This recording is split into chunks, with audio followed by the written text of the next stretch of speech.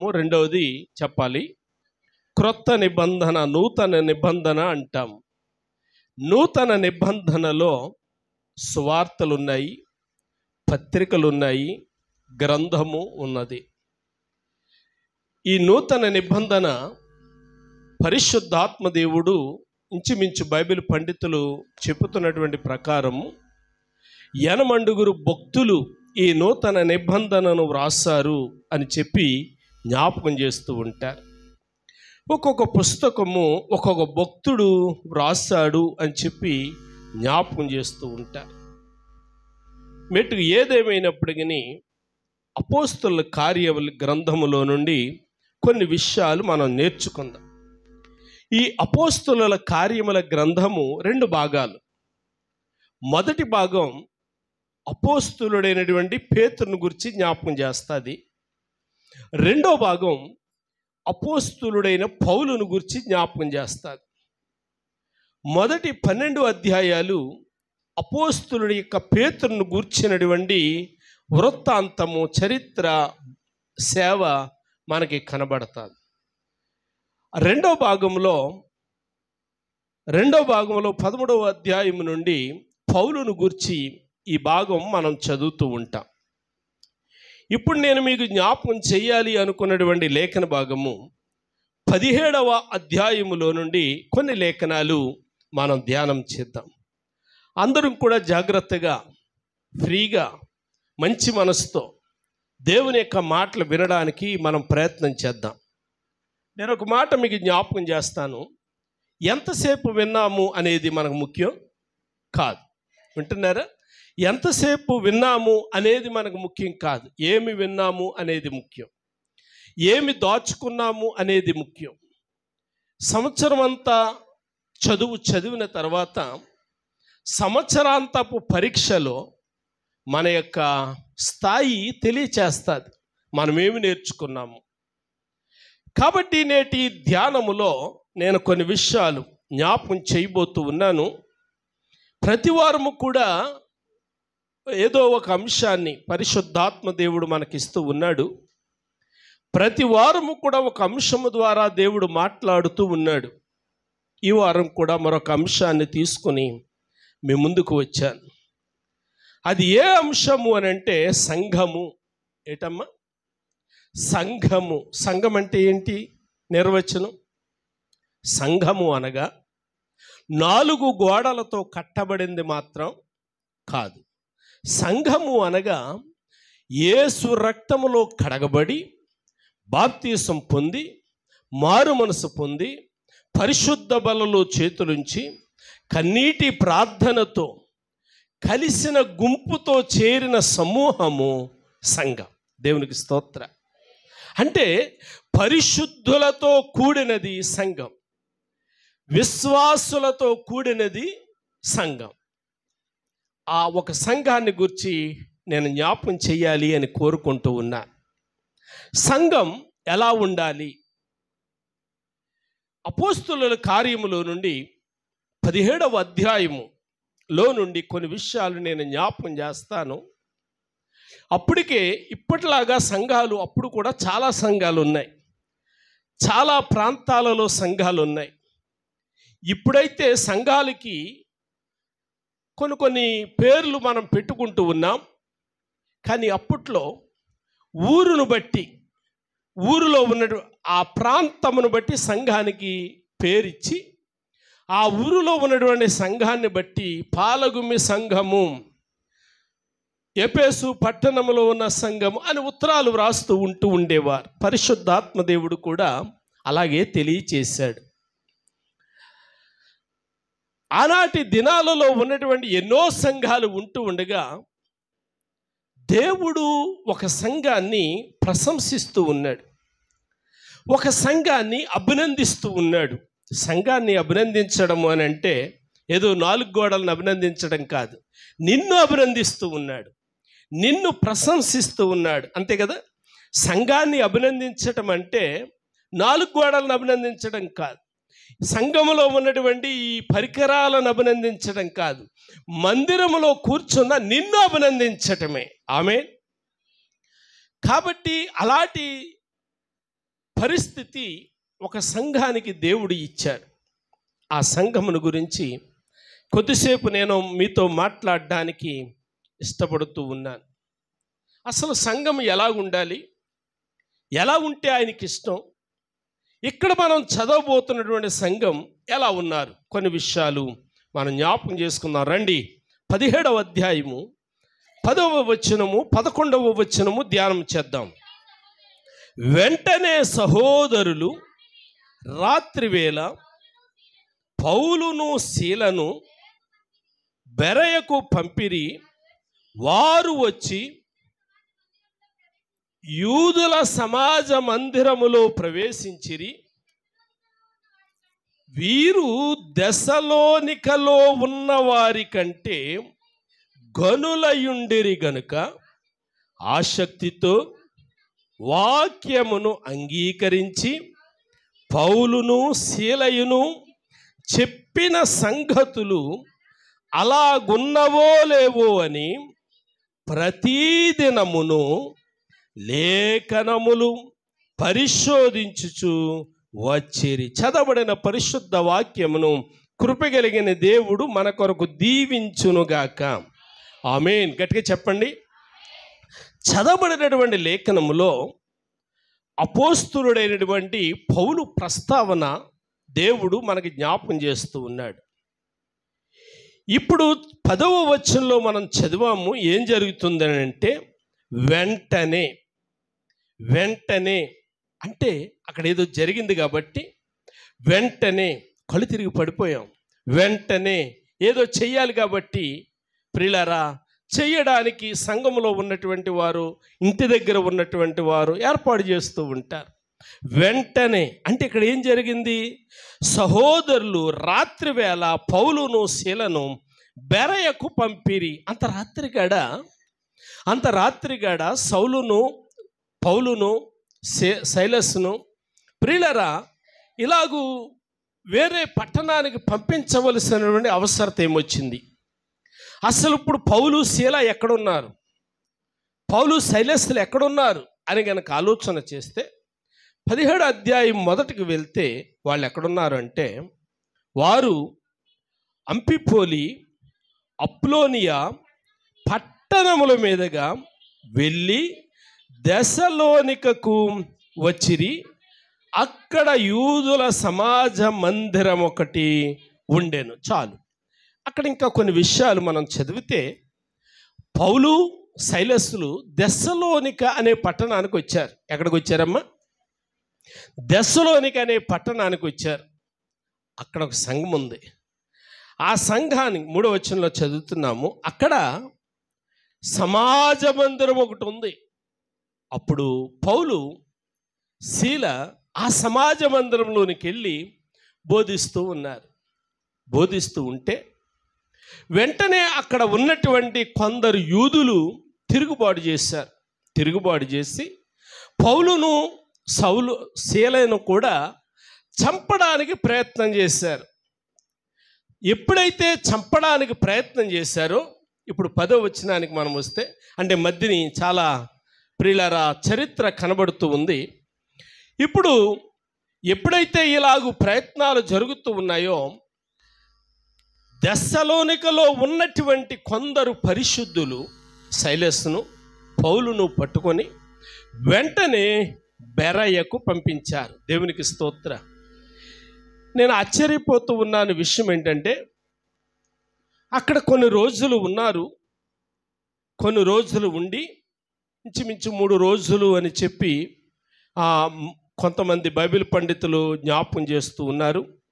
కానీ 4వ వచనంలో అయితే 17:4 ఏమని రాయబడిందంటే 3 విశ్రాంతి దినములు అని వ్రాయబడి ఉంది. ఎన్నమ్మా? 3 విశ్రాంతి దినాలు అంటే 3 వారాలు, అంతే కదమ్మా. 3 వారాలు ఆ ప్రాంతంలో ఉన్నారు. ఇలాగ 3 వారాలు వాక్య పరిచర్య చేస్తే 3 వారాలు వాక్యమైన తర్వాత కొందరు హేతువాదులు, వాక్యాన్ని నచ్చనటువంటి వారు కొందరు వచ్చి ఈ 3 వారాలు కూడా పౌలును సైలస్ను చేర్చుకున్నటువంటి యాసోను అనబడినటువంటి ఒక కుటుంబ యజమానుడు ఉన్నాడు. ఆయన ఇంటి మీదకి వెళ్ళి ఇలాగ అడుగుతూ ఉన్నారు, పని పాటలు లేని పోకిరి వాళ్ళను మీరు పోగు చేసుకొని. 5వ వచనంలో ఏమని రాయబడిందంటే, అమ్మా స్టార్టింగ్ నుంచి చదువుదామమ్మా.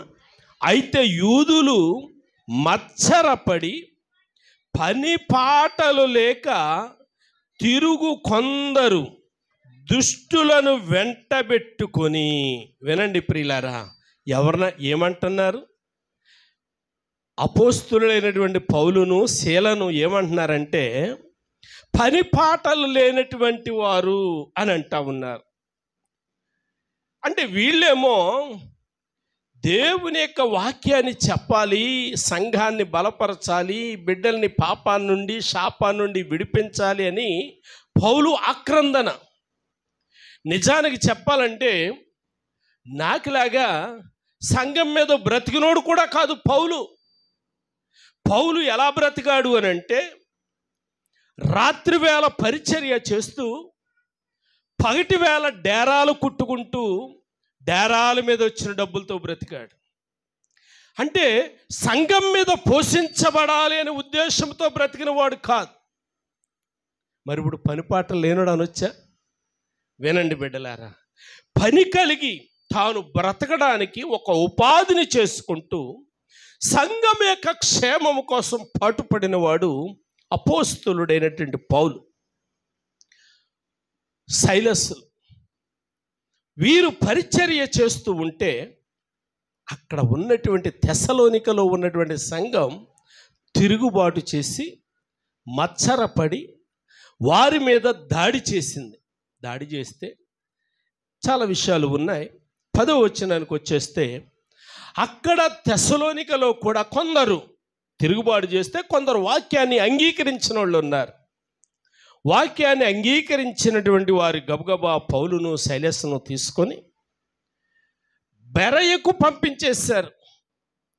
బెరయ ఎంత దూరం అని అంటే బైబిల్ గ్రంథం జ్ఞాపకం చేస్తూ ఉంది, ఈ తెస్సలోనిక పట్టణానికి పశ్చిమాన ఆ పట్టణం ఉందంట. ఈ బెరయకు తెస్సలోనిక పట్టణానికి మధ్య దూరం ఎంత అంటే 100 కిలోమీటర్ల దూరము అని. 100 కిలోమీటర్లు, 100 మైళ్ళు దూరం. 100 మైళ్ళు అంటే అండి 2 మైళ్ళు అంటే 3 కిలోమీటర్లు. 2 మైళ్ళు అంటే 3 కిలోమీటర్లు. అంటే ఇప్పుడు 100 మైళ్ళు అని అంటే ఎన్ని కిలోమీటర్లు అవుతుంది? 150 కిలోమీటర్లు అవుతుంది. ఇప్పుడు తెస్సలోనిక నుండి బెరయాకు 150 కిలోమీటర్లు ఉన్నటువంటి దూరాన్ని ఒక సేవకుని కాపాడడానికి కొంతమంది భక్తులు ప్రయాసపడి బెరయకు పంపించారు. సరే, ఇక్కడి నుంచి కొన్ని విషయాలు నేను మీకు జ్ఞాపకం చేస్తాను. ఇప్పుడు బెరయ అనేది పట్టణం పేరు. ఆ బెరయాలోనే ఒక సంఘం ఉంది. ఈ పౌలు సైలస్లు అక్కడికి వెళ్ళిన తర్వాత చేరిన తర్వాత అక్కడ కూడా యూదుల సమాజ మందిరం ఒకటి ఉండేది. అంటే పూర్వకాలాల్లో మందిరాలు ఎలాగుండేవి అంటే, ఇలాగూ ఆదివారం ఆరాధన పెట్టుకోవడానికి ఒకటి, సోమవారం నుండి శనివారం వరకు బడి పెట్టుకోవడానికి ఒకటి కాదు. అప్పుడు ఎలాగుండేవి అంటే, ఇలాగూ మందిరాలు ఉంటే మందిరాలు ఇలాగూ కాంక్రీట్ బిల్డింగ్స్ కాకుండా గుడారాలుగాను రేకుల షెడ్లుగాను వేసేవారు. వాటిని ఏమనేవారంటే సునగోగులు అనేవారు. ఏమనేవారమ్మా? సునగోగులు అనేవారు. ఆ సునగోగుల్లోనే ఆరాధన చేసుకునేవారు. ఎప్పుడు? శనివారం ఆరాధన చేసుకునేవారు. అంటే ఆదివారం నుండి శుక్రవారం వరకు కూడా పాఠశాల జరిగేది అందులో. ఆదివారం నుండి శుక్రవారం వరకు పాఠశాల జరిగేది అందులోనే. శనివారం ఏమో ఆరాధన జరిగేది అందులోనే. తిరిగి ఏదైనా సంఘంలో కానీ కుటుంబాల్లో కానీ తగువులుంటే మాట్లాడుకోవడానికి ఆ సునగోగుల్లోనే కూర్చునేవారు. వాటిని సునగోగులు అనేవారు. 3 కార్యక్రమాలు అందులోనే జరుగుతూ ఉండేవి. అలాంటి పరిస్థితుల్లో అక్కడ బెరయ సంఘం ఉంది. ఆ ప్రజలు భక్తి కలిగినటువంటి వారు, బెరయా సంఘములో ఉన్నటువంటి పరిశుద్ధులకి ఉన్నటువంటి ఆశ ఏంటంటే ఆసక్తి కలిగినటువంటి వారు. ఎలాంటి వారమ్మా? ఆసక్తి కలిగినటువంటి వారు. దేని మీద ఆసక్తి? 1, వాక్యము మీద ఆసక్తి. 2, దేవుని మీద ఆసక్తి. 3, వాళ్ళకున్నటువంటి ఆసక్తి ఏంటంటే ఎవరైనా ఒక బోధకుడు వచ్చి చెబుతూ ఉంటే బోధకుడిని చూసేవారు కాదు, వాళ్ళు బోధకుడు చెప్పే సంగతులను వారు చూస్తూ ఉండేవారు. దేవునికి స్తోత్ర. ఇక్కడ ఇంకో విషయం గమనించాలి.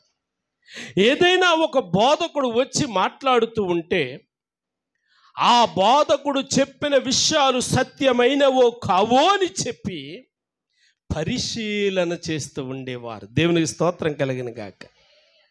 ఇప్పుడు ఈ సంఘమును గురించి నేను కొన్ని మాటలు జ్ఞాపకం చేస్తాను.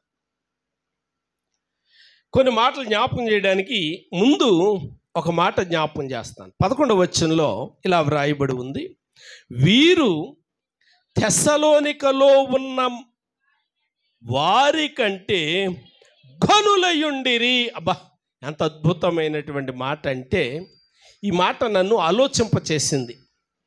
ఘనులు అంటే ఏంటి ఆలోచన చేశాను. నేను కొన్ని పుస్తకాలు తిరగేశాను. దేవుని మహాకృపను బట్టి కొత్త పుస్తక భండాగారం నా దగ్గర ఉంది, తిరిగేశాను. ఘనులు అంటే రాజుల మొదటి గ్రంథంలో శూనేమేరాలని గనురాలు అన్నారు కదా, అలాంటి గనులేమో అని అనుకున్నాను. సేవకులకు భోజనం పెట్టారేమో, సేవకులకు ఆతిథ్యం ఇచ్చారేమో, అందుకు గనులు అన్నారేమో అనుకున్నాను నేను. కానీ తిరిగేశాను. తిరిగేస్తే నాకు అర్థమయ్యింది, గనులు అనే మాటకి అర్థమేమిటి అని చెప్పి నేను తిరిగేస్తే చరిత్రలో నాకు దొరికిన విషయం ఏంటంటే గొప్ప వంశపు వారు అని వ్రాయబడి ఉంది. ఏం రాయబడి ఉందమ్మా? గొప్ప వంశము వారు. అబ్బా, ఈ మాటకి నేను కొంచెం ముందుకెళ్ళాను. ఇందులో నా వంశం ఉంటుందా అన్నట్టుగా నేను ముందుకు వెళ్ళాను. అసలు గొప్ప వంశం అంటే ఎవరు? మనము రాజులను చూసి రాజవంశం అంటాం కదా, లేకపోతే ఇంకెవరినో చూసి ఏదో వంశం అంటాం కదా. కాబట్టి అసలు గొప్ప వంశం అంటే అర్థం ఏంటి?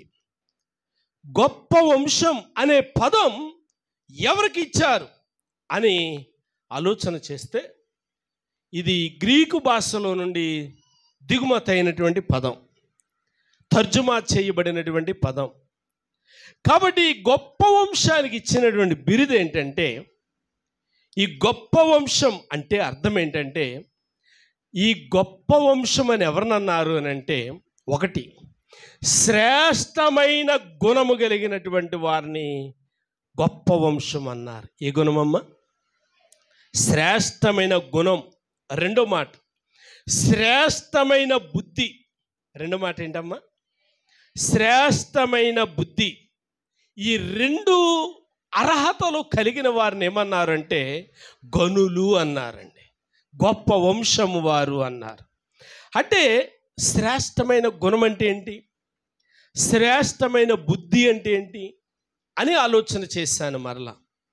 అంటే శ్రేష్టమైన బుద్ధి, శ్రేష్టమైన గుణము కలిగిన వారు అని చెప్పి ఎవరినన్నారంటే, 1, పక్షపాతము లేని వారిని. అమ్మ, వారికి అంతరంగంలో ఏముండదంట? పక్షపాతము ఉండదు. అత్తని ఒకేలా చూస్తారు, తల్లిని ఒకేలా చూస్తారు, అల్లుడిని ఒకేలా చూస్తారు, కొడుకుని కూడా ఒకేలా చూస్తారు, కూతురిని ఒకేలా చూస్తారు, కొడుకుని కూడా ఒకేలా చూస్తారు, ఇంట్లో వారిని ఒకేలా చూస్తారు, పక్కింటి వారిని కూడా ఒకేలాగా చూస్తారు. పక్షపాతము లేనటువంటి వారు. ఇంకో మాట చెప్పొచ్చేమో, స్వార్థము లేనటువంటి వారు. అమ్మ, గొప్ప వంశం వారంటే ఎవరంట? స్వార్థము లేని వారు, పక్షపాతము లేనటువంటి వారు. ఇంకో మాట అన్నాడు, దురాభిమానము లేని వారు. అందుకే భక్తుడైన దావీదు అంటాడు, దురాభిమాన పాపములో పడకుండా నన్ను కాపాడంటాడు. దురాభిమానం పాపం అంటే, దురాభిమాన పాపం అంటే, అసలు దురాభిమానం అంటే ఏంటి? అభిమానము అంటే దావీదు విషయంలో ఏం జరిగిందంటే తిరుగుబాటు జరిగింది. కొంతమంది శత్రువులు దావీదు మీద తిరుగుబాటు చేస్తున్నారు. దావీదుతో పాటు దావీదు కడుపును పుట్టినటువంటి కొడుకు అబ్షాలోం కూడా తిరుగుబాటు చేస్తూ ఉన్నాడు. ఇప్పుడు దావీదు దగ్గర ఉన్నటువంటి సైన్యం తక్కువ మందే, 400 మందే. అయితే వీళ్ళు అన్నారు, నా రాజా, నీ మీద తిరుగుబాటు చేస్తున్నటువంటి వారిని మేము ఎదుర్కొంటాము అంటే దావీదు వెళ్ళమన్నాడు. వెళ్ళమంటే వెళ్తూ ఉన్నారు. వెళ్తూ ఉన్నప్పుడు ఇప్పుడు ఎవరిని చంపడానికి వెళ్తున్నారు? దావీదు మీద తిరుగుబాటు చేసే వారిని చంపడానికి వెళ్తూ ఉన్నాడు. అంటే ఇప్పుడు దావీదు మీద తిరుగుబాటు చేసే వారిలో ఒకడు అబ్షాలోం. అబ్షాలోం ఎవరు? కొడుకు. ఇప్పుడు దావీదు అంటాడు, మీరు వెళ్ళండి, నిశ్చయముగా వాళ్ళందరినీ తరమండి, పట్టుకోండి, చంపండి అంటాడు. అనేసి అబ్షాలోమును గురించి అంటాడు, కొంచెం చూసి చూడనట్టు ఉండండి, జాగ్రత్త అన్నట్టుగా మాట్లాడతాడు. అంటే ఇక్కడ ఏమొచ్చింది?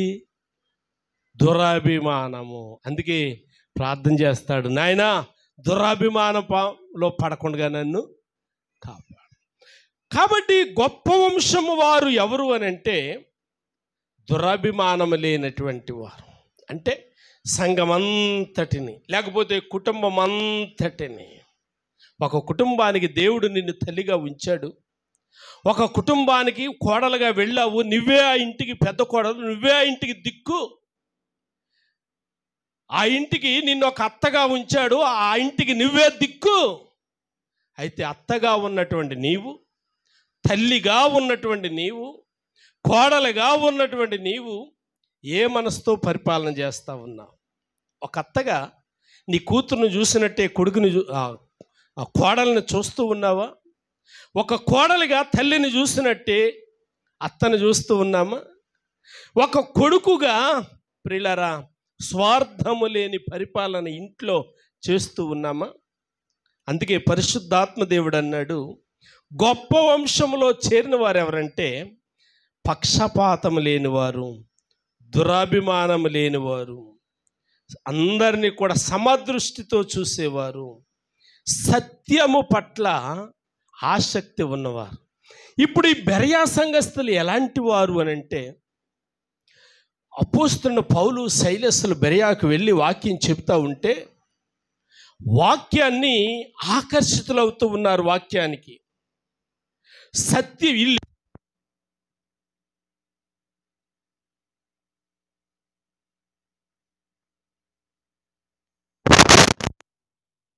వాక్యమును వినటానికి మనస్సును తెరుస్తూ ఉన్నారు. దేవునికి స్తోత్ర. అంత మాత్రమే కాదు, ఇప్పుడు ఈ సంఘమును, బెరయా సంఘమును అంటే విశ్వాసులను, పరిశుద్ధులను దేవుడు ఎందుకు ప్రశంసించాడు, ఎలా ప్రశంసించాడు, కొన్ని విషయాలు నేను జ్ఞాపకం చేస్తాను. అవకాశం ఉన్నటువంటి వారు రాసుకోండి. ఈరోజు నేను ఒక్క మాట జ్ఞాపకం చేస్తాను, కానీ వీరిని గురించి నేను చాలా విషయాలు చెప్పాలనుకుంటూ ఉన్నాను. వీరిని గురించి నేను చెప్పాలనుకున్నటువంటి సంఘం ఏంటంటే, ఈ సంఘాన్ని దేవుడు అభినందించడానికి గల కారణం, మొదటి మాట, ఈ సంఘము దేవుని ఘనపరిచిన సంఘము. మిక్సర్ కట్టేవా? ఈ సంఘం ఎలాంటిదంటమ్మా? దేవుని ఘనపరిచిన సంఘం. నేను మరలా ఆ సబ్జెక్ట్లోకి వస్తాను. కొన్ని మాటలు నేను జ్ఞాపకం చేస్తాను. రెండో మాట, ఈ సంఘాన్ని దేవుడు ఎందుకు అభినందించాడంటే, మొదటి మాట ఏం చెప్పాను? ఈ సంఘము దేవుని ఘనపరిచిన సంఘము. రెండో మాట, ఈ సంఘము కలహమునకు దూరముగా ఉన్న సంఘము. కుటుంబములు కానీ పొరుగువారితో కానీ కలహమునకు దూరముగా ఉన్న సంఘము. మూడో మాట జ్ఞాపకం చేస్తాను. ఇవన్నీ రానున్నటువంటి రోజుల్లో నేను వివరిస్తాను. మూడో లక్షణం ఏంటంటే, ఈ సంఘమునకు క్షమించే గుణము కలిగిన సంఘము. ఈ సంఘం ఎలాంటిదంట? క్షమించే గుణము కలిగిన సంఘం. నాలుగో మాట, ఈ సంఘం గద్దింపునకు లోబడే సంఘం. దేవునికి స్తోత్రం కలిగిన గాక. ఐదో మాట, ఈ సంఘం వినయము కలిగిన సంఘం. ఆరో మాట, ఈ సంఘం పెద్దలను గౌరవించే సంఘం. ఏడో మాట, ఈ సంఘం ఆరాధనలో పాలు పొందే సంఘం. దేవునికి స్తోత్రం. 7 మాటలు నేను జ్ఞాపకం చేశాను. రానటువంటి దినాల్లో ప్రతి మాట కూడా మనం జ్ఞాపకం చేసుకుందాం. ఈ వారం ఒక మాటను నేను జ్ఞాపకం చేసి విడిచిపెడతాను. మొదటి మాట చెప్తారా? ఈ సంఘము దేవుని ఘనపరిచిన సంఘము. ఎందుకు, ఎలా ఘనపరిచింది అని గనక ఆలోచన చేస్తే ఒక మాట చదివి నేను వాక్యంలోనికి వస్తాను. సమూయేలు మొదటి గ్రంథము 2వ అధ్యాయము, సమూయేలు మొదటి గ్రంథం 2వ అధ్యాయము 30వ వచనాన్ని చదువుకుందాం.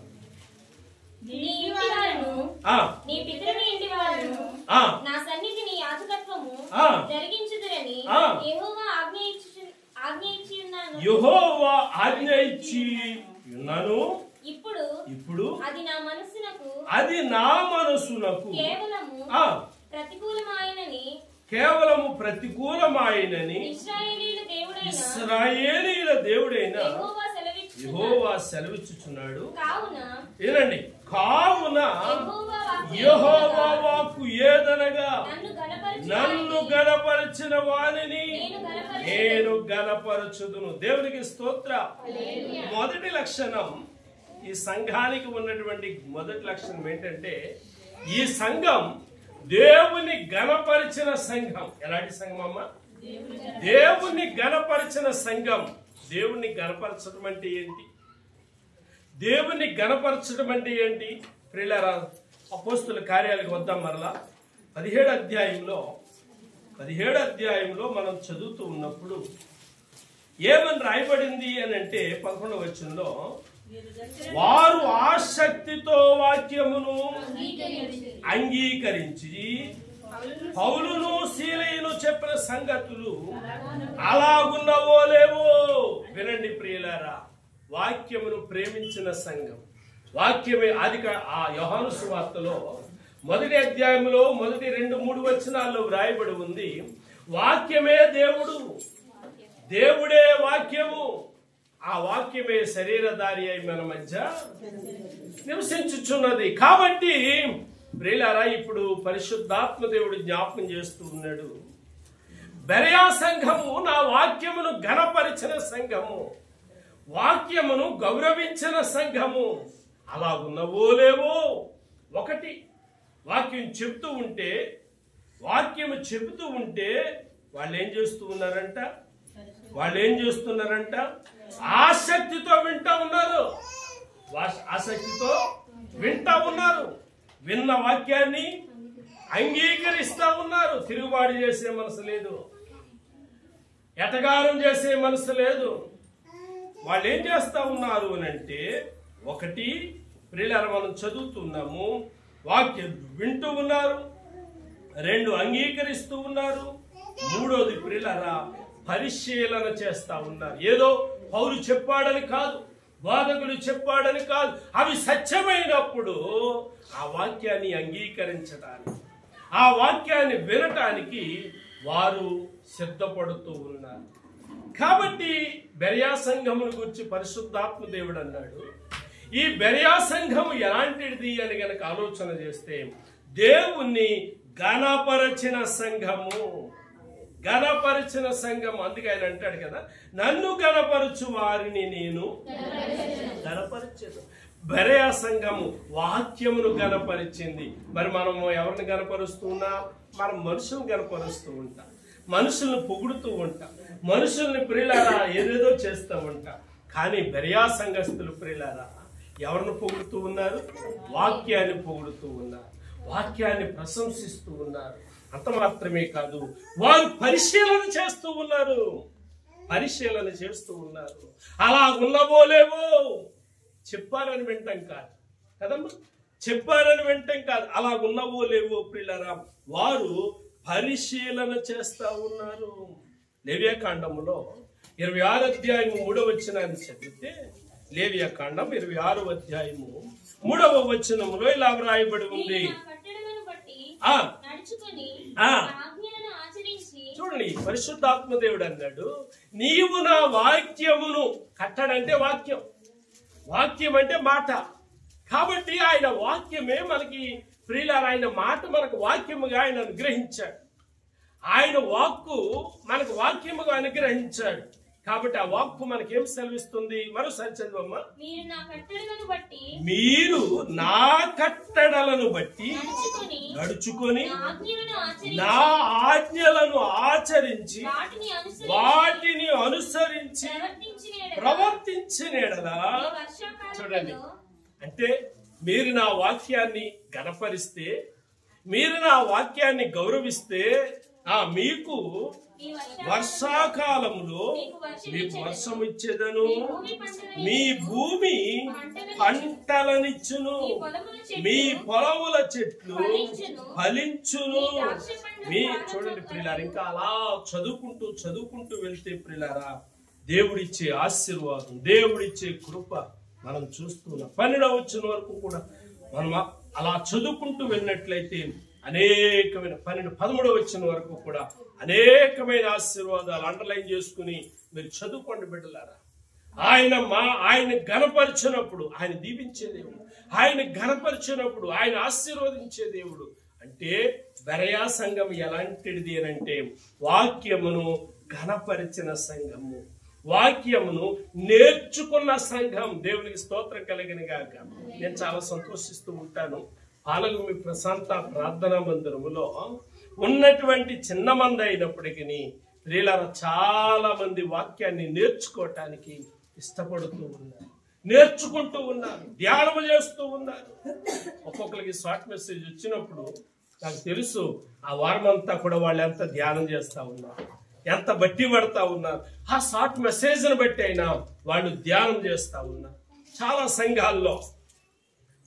సంఘాల్లో అన్యుల నుండి విశ్వాసుల వరకు తీసుకుని వచ్చి అక్కడితో ఆఫ్ చేసేస్తున్నారు, విశ్వాసులతో ఆఫ్ చేసేస్తున్నారు. కానీ ప్రియులారా, దేవుని మహాకృపను బట్టి మన సంఘం అయితే ఎక్కడికి వెళ్తుంది అని కనుక ఆలోచన చేస్తే, ఆయన అన్నాడు మత్తయి సువార్త 8వ అధ్యాయంలో ఏమైనా ఆజ్ఞ ఇచ్చాడు?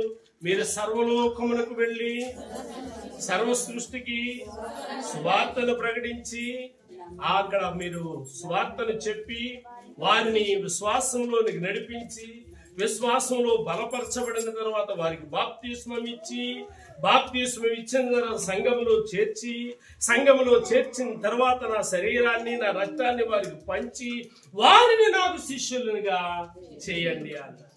కానీ చాలా సంఘాలు విశ్వాసుల వరకు తీసుకుని వచ్చి ఆ రొట్టె రసం ఇచ్చి అట్టే కూర్చోబెడతా ఉన్నాయి.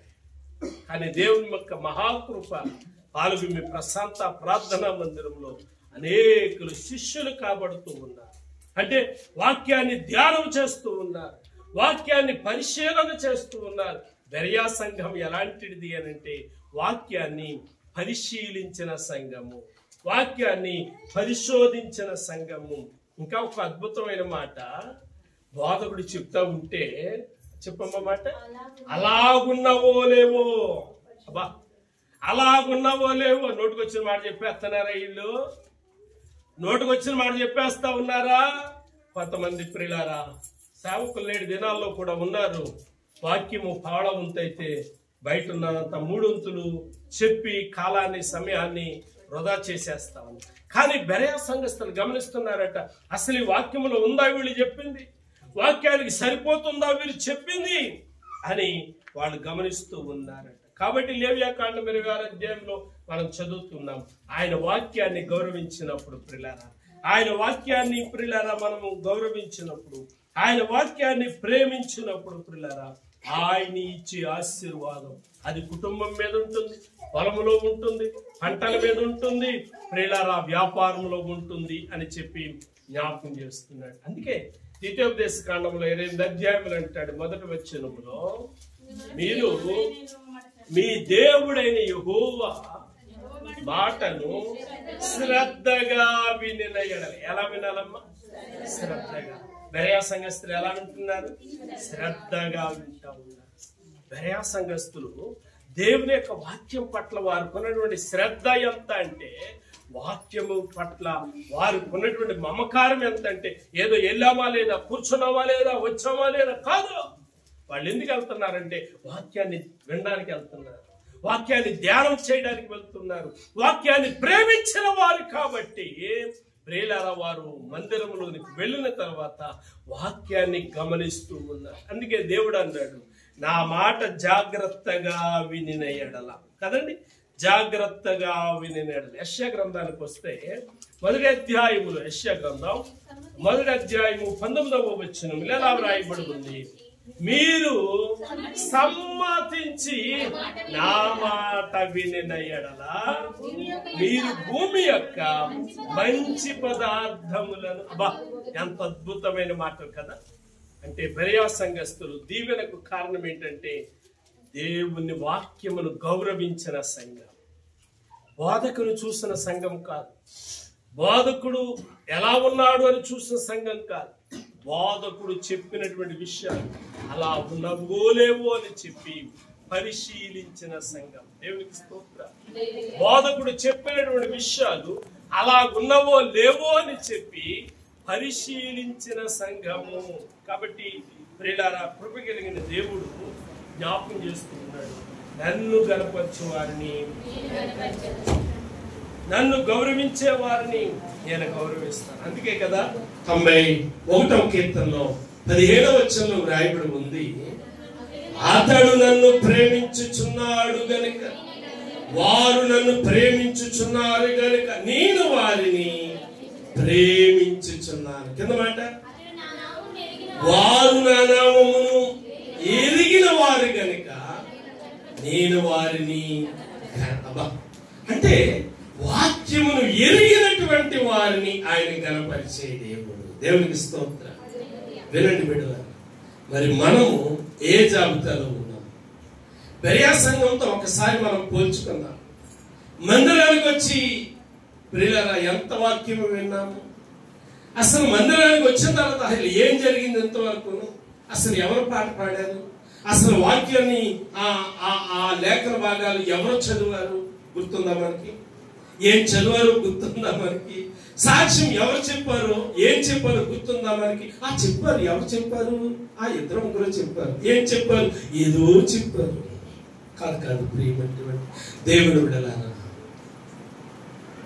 బెరయా సంఘం ఎలాంటి సంఘము అంటే వాక్యమును ఘనపరిచే సంఘం.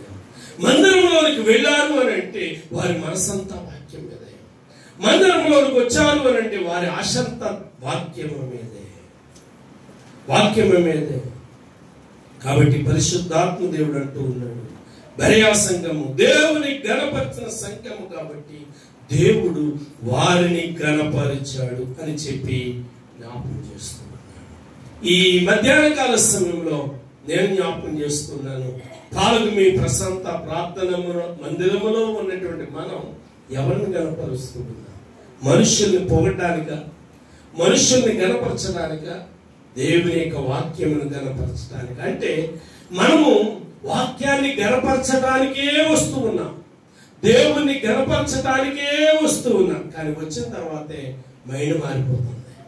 రావటం వరకు ఓకే అమ్మా, రావటం వరకు ఓకే.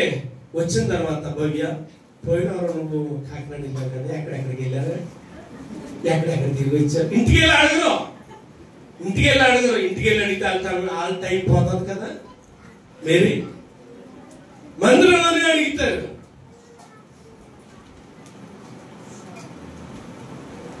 దివ్య పోయిన వారు మందిరానికి రాలేదు, వాళ్ళ అమ్మోళ్ళ ఇంటికి వెళ్ళింది. అమ్మ పోయిన వారం ఎందుకు మందిరానికి రాలేదు, ఇంటికి వెళ్ళి అడగరు, ఇప్పుడే అడిగితారు. గమనించండి ప్రియమైనటువంటి దేవుని బిడ్డలారా. కానీ బెరయా సంఘస్థులు ఒక్కసారి బోధకుని ముందుకు వెళ్ళారు అని అంటే వాక్యము తప్ప వాళ్ళు కంటికి ఇంకేమి కూడా కనిపించట్లేదు. దేవుని స్తోత్రం కలుగును. ఆ సంఘము వాక్యమును మాత్రమే కనపరిచిన సంఘం. కీర్తన గ్రంథంలో 91వ కీర్తనలో ఇలా రాయబడి ఉంది. 99వ కీర్తన 5వ వచనం, 99:5, మన దేవుడైన యెహోవాను ఘనపరచుడి. వినండి ప్రియులారా, మరి మనం ఎవరిని కనపరుస్తూ ఉన్నాము? ఆయనే కనపరుస్తూ ఉన్నాము. ఆయన ఎదుటే సాగిలపడుతూ ఉన్నామా? ఆయన పరిశుద్ధుడని ఒప్పుకోగలుగుతూ ఉన్నామా? 34:3 ఇలా వ్రాయబడి ఉంది. 34:3 నాతో కూడి యెహోవాను గణపరచుడి, మనం ఏకముగా కూడి ఆయన నామమును గొప్ప చేయుదము. వినండి ప్రియులారా, బెరియా సంఘాన్ని దేవుడు అభినందించాడు. కారణం ఏంటంటే, మొదటి మాట, బెరియా సంఘము చెప్పండి, దేవుణ్ణి ఘనపరిచిన సంఘము. ఎవరికి వాళ్ళు ఒక్క ప్రశ్న వేసుకుందాం, నీవు వాక్యాన్ని ఎంత ఘనపరుస్తున్నావు? నీకు నువ్వు ఒకసారి మార్కులు వేసుకుంటే నువ్వు ఎంత విలువ నువ్వు ఇవ్వగలుగుతున్నావు వాక్యానికి? వాక్యానికి ఇచ్చే విలువ ఎంత? నీ స్నేహితుడికి ఇచ్చే విలువ ఎంత? నీ ఇంటికి ఇచ్చే విలువ ఎంత? వాక్యానికి ఇచ్చే విలువ ఎంత? ఒకసారి మనల్ని మనము పరిశోధించుకుందాం. అపోస్తలుల కార్యములు 17వ అధ్యాయములో పరిశుద్ధాత్మ దేవుడు జ్ఞాపకం చేస్తున్నాడు. వీరు 11వ వచనం, వీరు తెస్సలోనికలో ఉన్న వారి కంటే గనులయ్యుండిరి. అంటే శ్రేష్టమైన బుద్ధి, శ్రేష్టమైన గుణం, ఈ రెండు ప్రియులారా మనకున్నాయి. ఉంటే ప్రియులారా మనంత ధన్యులు మరొకరు లేదేమో. మనం ఎందుకు ఉండకపోవాలి? అలాగా బెరియా సంఘములాగా మనం ఎందుకు ఉండకపోవాలి?